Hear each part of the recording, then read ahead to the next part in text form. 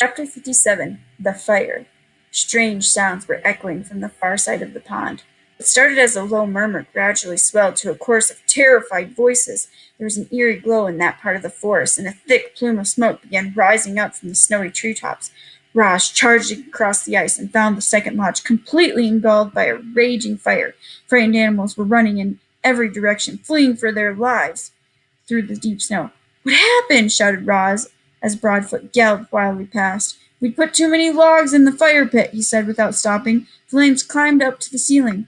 "My baby is still in there," cried a mother hare, pointing at the burning lodge. "Somebody help, please." Roz didn't hesitate. She plowed through the snow and ducked into the lodge. Flames and smoke were everywhere. A tall stack of logs blazed in the fire pit, and in the far corner a tiny ball of fur was shaking with fear. Crouching low, the robot wound her way beneath the smoke around the flames and gently scooped up the young hare. "Do not worry," Roz yelled over the roar of the fire. "You are going to be okay." She turned to leap, but the doorway had started to crumble, so she shielded the hare with her body and smashed right through the walls of the lodge. Sizzling pieces of wood went flying as the robot and the hare burst outside into the soft snow. "Oh, darling, you're all right," cried the mother hare, pulling her daughter close. "Thank you for saving my baby, Roz." Now that everyone was safely away, the robot turned her attention to putting out the fire. Her glowing eyes darted around as she computed a plan. Then, with all the strength in her legs, Roz launched herself high up into the snowy branches of the nearest pine tree. A moment later the tree was shaking violently, and heaps of snow were sliding from its branches and pouring onto the flames like an avalanche. Steam hissed up through the smothering mound of snow. The flames quickly died, and the snow quickly melted, and within minutes all that remained was the charred foundation of the lodge. Raj dropped down from the tree and waited as the frightened animals slowly returned. Then she said to them, "Would you like another lodge?" The animals looked at one another, unsure of what to do. Understandably, they were afraid of another fire breaking out, but they were far more afraid of the deadly cold. But they were So they pulled together and worked with Raz and built a bigger, better lodge on top of the old one. It had a taller ceiling and a deeper fire pit. It was made with more rock and less wood. It had a supply of water for emergencies. But the most important safety features of this rebuilt lodge were the lodgers themselves, who now had a whole new respect for fire. Chapter 58 The Conversations. Thanks to Roz's truce, life inside the nest was mostly harmonious. But when the animals went outside, it was business as usual. Sometimes a lodger wouldn't return. Sometimes a lodger would return in the belly of another lodger. As you can imagine, that made for some awkward moments. So when everyone was gathered around the fire, they tried to keep things pleasant by having conversations like these. I wonder what Brightbill is doing right now." Chit Chat lay on her back and looked at the ceiling as she spoke, "and where he is and who he's with, and if he ever thinks about us back here on the island." "I am sure he thinks about us," said Roz. "I think about him all the time. I like to imagine that the geese had a fun flight to the wintering grounds, and now Brightbill is floating on a lovely lake eating yummy food and making wonderful new friends, but hopefully they're not too wonderful because I'd like to stay his best friend if possible." "That's a nice thought," said Roz, "but I worry that the flock might have gotten caught in this icy weather. I do not think they would have handled it well." "Don't worry, I'm sure they're fine," said Chit Chat. "Graybill is such a great flyer that I just know he'll keep the flock out of trouble." "He is a great flyer," said Roz, "but I still worry." "Life is short," Dig Down the old groundhog was giving another one of her fireside speeches. "I'll be lucky if I see the spring. I don't want your pity. I've had a good run. But I'll tell you what, if I could do it all over again, I'd spend more time helping others. All I've ever done is dig tunnels. Some of them were real beauties, too, but they're all hidden underground, where they're no good to anyone but me. And they weren't even good to me this winter. Now the beavers, they have it all figured out. They built that beautiful dam, which created a lovely pond that made all our lives better. That must feel mighty good." "The beavers made our lives better in another way," said Fink. "They taught Roz how to build." "Ain't that the truth?" said Dig Down. "Roz, you might have saved half the island with your lodges. And to think, we used to call you a monster. I'll repay my debt to you if it's the last thing I do." "Your friendship is payment enough," said Roz. "Oh, please, your sweetness is going to make me sick. There must be something we can do." "Your friendship isn't really enough. Friends help each other, and I will need all the help I can get. My mind is strong, but my body will not last forever. I want to survive as long as possible, and to do that I will need the help of my friends. The animals listened quietly to Roz and thought of their own struggles to survive. Life in the wilderness was hard for everyone. There was no escaping that fact, but the robot had made their lives a little easier, and if ever they could, the animals would return the favor. I have seen 93 winters, far more than any of you, Crag the turtle spoke slowly. But everyone always listened to his words.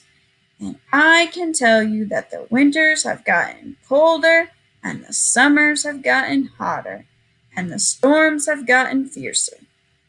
I heard that the oceans have gotten higher, said Chit Chat, but I don't see how that could be true. I mean, where would all the extra water come from?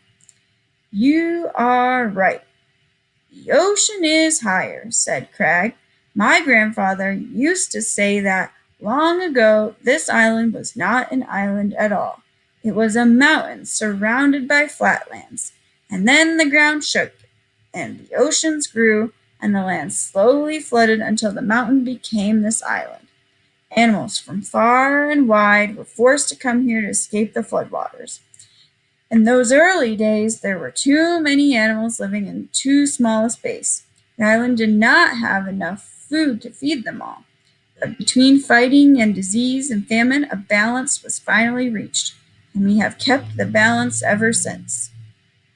Chit Chat's eyes grew wide with concern. If the ocean keeps rising, the island will be swallowed up by the waves, and I don't even know how to swim. If the waves ever do swallow this island, it will not happen for a very long time, said Crag. By then we will all be long dead, even me. Everything has a purpose. It was the swoopers' turn to lecture the lodgers. The sun is meant to give light, plants are meant to grow, we owls are meant to hunt, we mice are meant to hide, we raccoons are meant to scavenge. Roz, what are you meant to do? I do not believe I have a purpose. Ha! I respectfully disagree, said Swooper. Clearly, you are meant to build. I think Roz is meant to grow gardens. Roz is definitely meant to care for Brightbill. Perhaps I am simply meant to help others. Chapter 59, The Spring. Dripping water, flowing water, splashing water. Winter's blanket of snow and ice was finally beginning to melt. White was fading away to expose the grays and browns that had hidden beneath. Little green buds were appearing all over, crowds of bright flowers were rising up from the dirt, and soon the island would be bursting with rich scents and colors. At long last it was spring. The lodgers returned to their own homes. The hibernators emerged from their secret places. Roz roamed across the island and checked in with the beavers and the bears and all the friends she'd missed. Then the robot went home to work in her garden. After the bitterest winter anyone could recall, life was slowly returning to normal. However, it was a quiet spring. There were fewer insects buzzing, fewer birds singing, fewer rodents rustling. Many creatures had frozen to death over the winter, and as the last of the snow melted away, their corpses were slowly revealed. The wilderness really can be ugly sometimes. But from that ugliness came beauty. You see, those poor dead creatures returned to the earth. Their bodies nourished the soil, and they helped create the most dazzling spring bloom the island had ever known. Chapter 60, The Fish.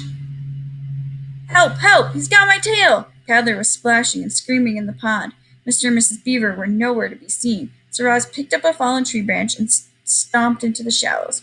Grab onto this, she said as she reached out with the branch. Paddler grabbed it with his big teeth, and the robot lifted him up out of the water, and there, hanging from the young beaver's tail, was Rockmouth, the grumpy old pike. In one quick movement, Roz pulled in the branch and gripped the fish with her two hands. Paddler flopped into the water, where his parents suddenly appeared.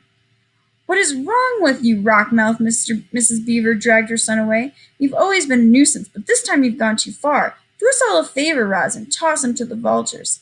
I cannot do that, said the robot, but I might be able to help.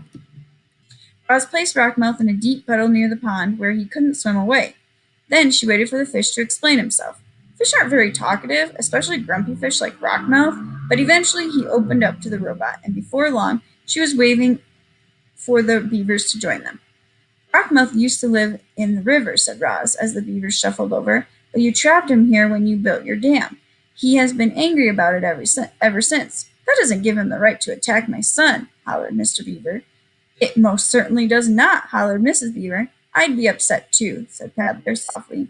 "I'd hate to be kept away from my home, Mr. Rockmouth. You should have said something sooner." The fish looked up from the puddle with a frustrated expression that meant, "I tried, but no one was listening."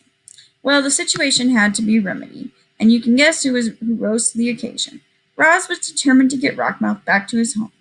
After she explored the nearby waterways, it became clear that she would have to carry the pike through the forest and across the great meadow to the nearest bend in the river.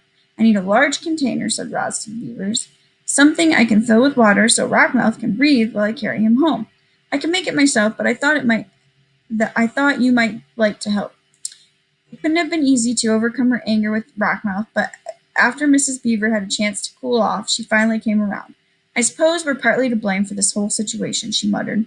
Then the beavers did the right thing, and together they carved out a wooden barrel for the fish. "Here you go." Mrs. Beaver rolled the barrel over to the puddle where the robot and the fish were waiting.